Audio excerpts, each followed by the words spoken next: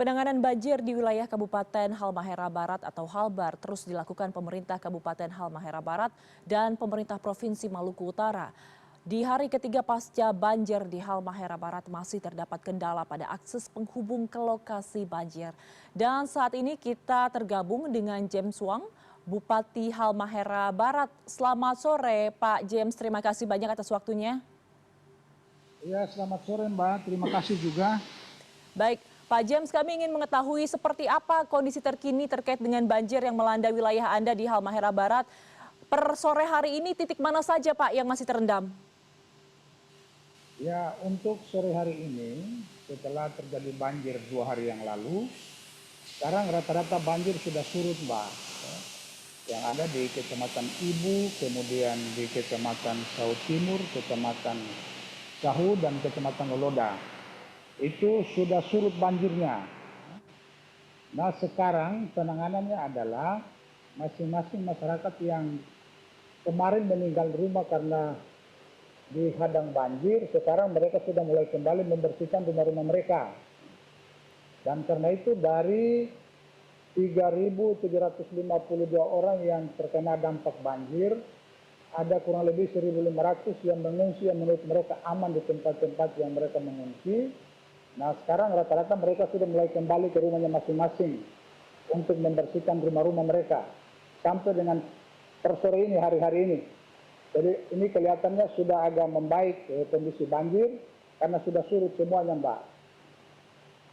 Oke baik, jadi saya konfirmasi kembali seluruh titik saat ini di Halmahera Barat sudah kering, sudah tidak terendam lagi dan sekarang sedang proses pemulihan warga, begitu ya Pak? Nah, benar Mbak. Oke, baik. Sudah surut. Ya. Baik, Pak James, informasi terakhir yang kami terima di Halmahera Barat ada 2 korban jiwa terkait dengan banjir bandang ini. Apakah ada korban lainnya atau mungkin ada korban luka?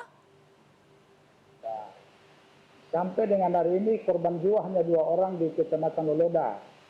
Tepatnya di Desa Soasio, Kecamatan Loloda.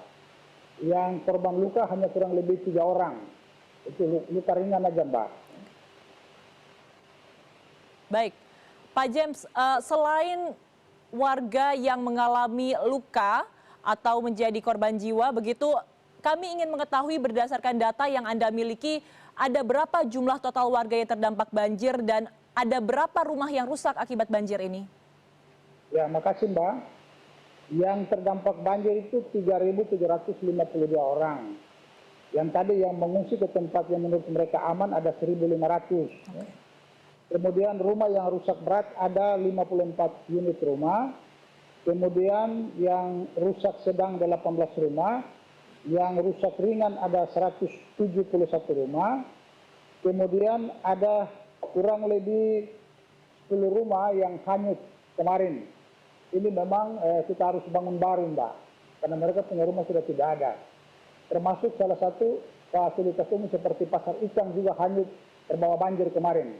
Nah, ini juga harus kita bangun baru semua. Nanti ini rekonstruksi pasca bencana. Mbak, kira-kira begitu Mbak. Baik Pak James, seperti yang Anda katakan bahwa saat ini banyak sekali warga yang terdampak, rumahnya rusak, hanyut, begitu fasilitas umum juga banyak yang terdampak. Apakah saat ini masih banyak titik-titik pengungsian yang diisi warga atau sebenarnya sudah seluruh warga sudah kembali ke rumahnya? Ya, untuk sementara ini rata-rata warga yang kena banjir kemarin sudah mulai kembali ke rumah-rumah. Mereka sedang membersihkan rumah-rumah yang kemarin terkena banjir. Dibantu oleh BPBD dan Basarnas, pembersihan rumah-rumah masyarakat yang kena banjir kemarin. Nah, sekarang yang masih itu terhambat distribusi logistik itu 2 kecamatan. Loloda itu karena jalannya terputus. Sementara kita lewat laut, gelombang masih cukup tinggi. Nah, mudah-mudahan besok itu Basarnas bisa menuju ke Loloda, mendistribusi logistik. Mudah-mudahan gelombang sudah mulai turun karena cuaca juga sudah semakin surut di Halmahera Barat dan khusus Kecamatan Loloda. Kemudian ada satu desa namanya Desa Goro-Goro di Kecamatan Sahu bagian pesisir. Juga belum sempat distribusi logistik karena gelombangnya tinggi, tidak boleh melalui laut untuk sementara. Kemudian jalan darat juga belum tembus ke Desa Goro-Goro Kecamatan Sahu. Nah, ini juga sedang kita membuat skema, mungkin besok sudah bisa kita distribusi kalau gelombang lautnya sudah mulai menurun. Kira-kira begitu Mbak. Baik, Pak James, untuk wilayah-wilayah yang belum bisa tersentuh bantuan logistik, apakah akan ada strategi khusus untuk korban yang berada di sana? Karena bagaimanapun juga mereka harus mendapatkan bantuan sesegera mungkin. Ya, jadi mungkin besok sudah bisa kita distribusi lewat laut. Mudah-mudahan gelombang sudah bisa turun. Karena ini gelombangnya masih cukup tinggi, Mbak. Yang untuk Kecamatan Lodo dengan satu desa Goro-Goro di Kecamatan Sahu. Karena lewat jalan darat kita terhalang karena jalannya putus. Nah, sementara lewat laut itu gelombang masih tinggi, Mbak. Ya, insya Allah besok sudah bisa kita distribusi Baik. lewat laut. Baik, Ya, Mbak. distribusi akan melalui laut begitu ya Pak. Kemudian bagaimana Ya, dengan bantuan-bantuan terkait dengan kebutuhan pokok seperti bahan makanan, air bersih, listrik, dan juga fasilitas kesehatan bagi warga yang terdampak? Apakah saat ini sudah memadai? Ya, untuk soal logistik bagi kecamatan yang bisa dijangkau, itu sudah kita distribusi. Seperti Kecamatan Ibu, di Desa Tunggu Ternate, Gamlamo, kemudian Desa Tunggu Ternate Asal, kemudian di Jawa Timur itu seperti di Idam dengan Gamomeng sudah distribusi sejak kemarin.